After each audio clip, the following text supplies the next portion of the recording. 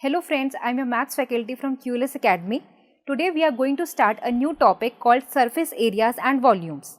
So let's get started without any further ado. I hope you will have fun learning. In earlier classes we have learned how to find the surface areas and volumes of cuboids, cubes and cylinders. In this chapter we will learn in detail how to find the surface areas and volumes of cuboids and cylinders. And we will also extend our study to other solids such as cones and spheres. First of all, we will study about the surface area of cuboid. चलो ये बात बताओ कि आप लोगों ने बहुत सारे पेपर की शीट्स का बंडल देखा है? अगर आप लोगों ने देखा है तो वो कैसा लगता है?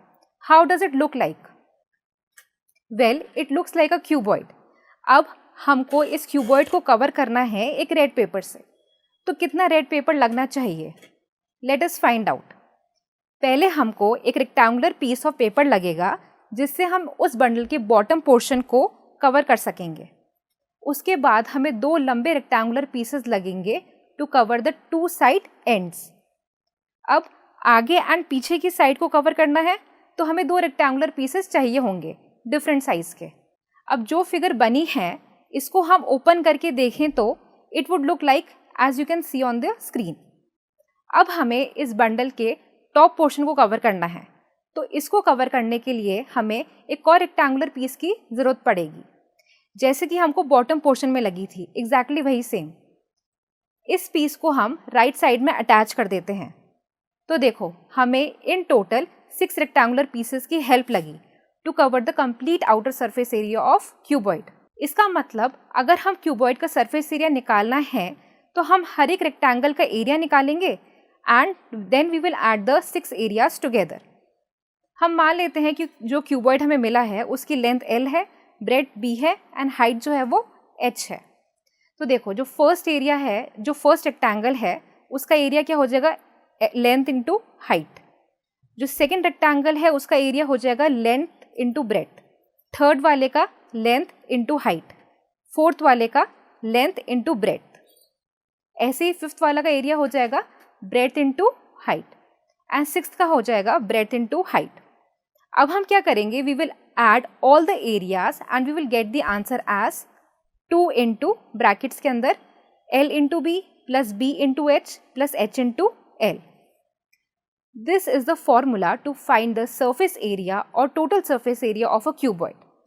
यहाँ पे L, B एंड H जो है वो क्यूबॉइड के 3 एजेस हैं. अब हमें अगर क्यूबॉइड की 4 फेसेस का एरिया निकालना है leaving the bottom and the top faces, तो इन 4 फेसेस के एरिया को हम लैटरल सरफेस एरिया कहते हैं.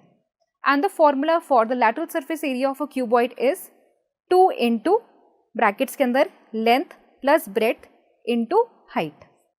अब हमें क्वेश्चन करते हैं. क्वेश्चन है the dimensions of a room are 8 metre into 6 metre into height. It has 2 doors each of size 2 meter into 1 meter and one almirah of size 3 meter into 2 meter. The cost of covering the walls by wallpaper which is 40 centimeter wide at rupees 1.25 per meter is rupees 362.50. You have to find the height. Room की walls को wallpaper से cover करने की total cost जो है वो rupees 362.5 दी है and 1 metre paper की कॉस्ट जो है वो रुपीज़ 1.25 दी है. लेंथ ऑफ द पेपर निकालने के लिए हम टोटल कॉस्ट को पर मीटर कॉस्ट से डिवाइड करेंगे. मतलब 362.5 डिवाइडेड बाय 1.25 और इसका आंसर आएगा हमारा 290 मीटर्स. अब हम ये फाइंड करते हैं कि what is the area of paper required. देखो रूम की जो 4 वॉल्स हैं उस पर 2 डोर हैं एंड 1 अलमीरा भी है. तो ऑब्वियस है कि डोर्स एंड अलमीरा पे वॉलपेपर नहीं लगेगा. So we can say that the area of paper required will be equal to area of 4 walls minus area of 2 doors minus area of 1 almirah. Paper की लेंथ हमने अभी find की थी 290 metres थी एंड ब्रेड जो है वो question में ऑलरेडी दी हुई है जो 40 सेंटीमीटर है. 40 सेंटीमीटर को हम मीटर में कन्वर्ट करेंगे तो 0.4 मीटर आ जाएगा. तो हमारे एरिया ऑफ पेपर जो होगा वो हो जाएगा 290 इंटू 0.4 मतलब 116 मीटर स्क्वायर. ओके.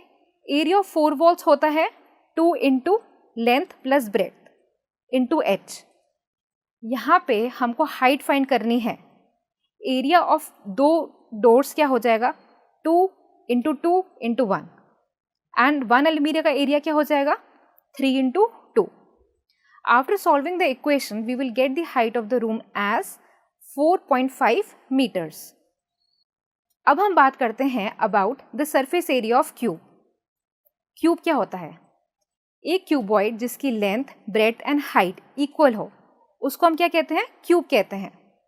एक क्यूब जिसकी एज ए हो उसका सरफेस एरिया का फॉर्मूला हो जाएगा 6a² and the formula for lateral surface area of cuboid is 4a².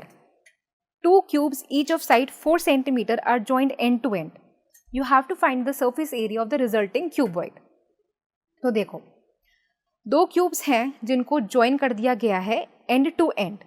जब दो क्यूब्स को ज्वाइन करते हैं तो हमको एक क्यूबॉइड मिलता है। जो क्यूबॉइड हमको मिला है इसकी लेंथ हो जाएगी 4 + 4 सेंटीमीटर, मतलब 8 सेंटीमीटर, एंड ब्रेथ जो है वो 4 सेंटीमीटर ही रहेगी एंड हाइट जो है वो भी 4 सेंटीमीटर ही होगी। क्यूबॉइड का टोटल सरफेस एरिया का फॉर्मूला क्या होता है, अभी हमने पढ़ा था, 2 × LB + BH + HL। इसमें हम सारी वैल्यूज पुट कर देंगे लेंथ की, ब्रेथ की एंड हाइट की, and surface area of cuboid जो है वो आ जाएगा 160 centimetre square. Now we will study about the surface area of right circular cylinder.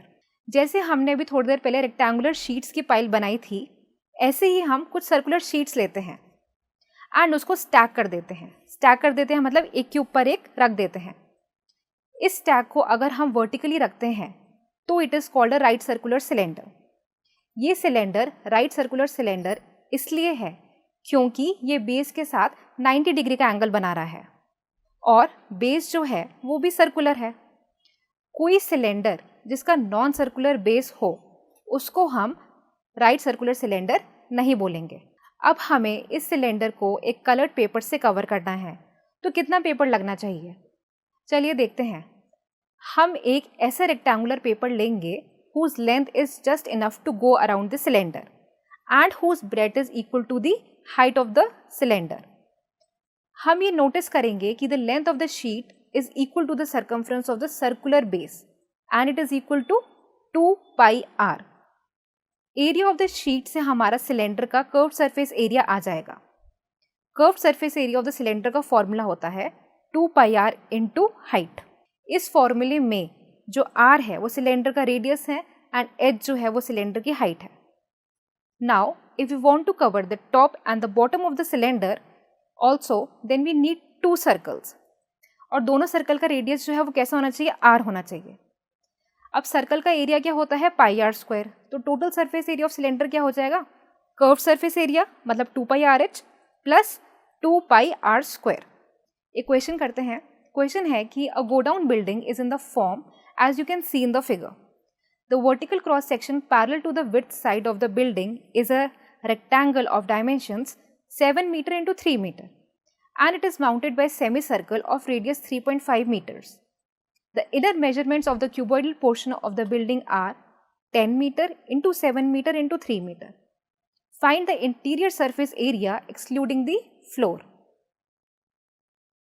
देखो क्वेश्चन में ये दिया है कि गोडाउन है जिसकी इंटीरियर सरफेस का हमको एरिया फाइंड करना है।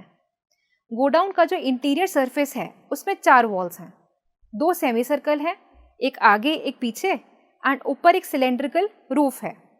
मतलब हमें अगर एरिया फाइंड करना है तो interior surface area of godown क्या हो जाएगा, area of 4 walls plus 2 × area of the semi circles plus curved surface area of the cylindrical roof.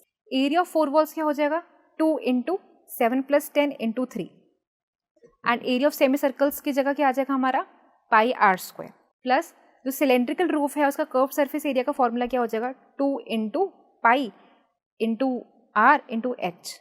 पाई की वैल्यू जो हम 22/7 पुट करेंगे तो हमारा आंसर आ जाएगा 250.5 metre square. So this is it for this session. We learned about the curved surface area and the total surface area of cuboid and cube. We also learnt about the curved surface area and total surface area of a right circular cylinder. I hope you had fun learning. For any queries or information, you may visit the link given below. Thank you.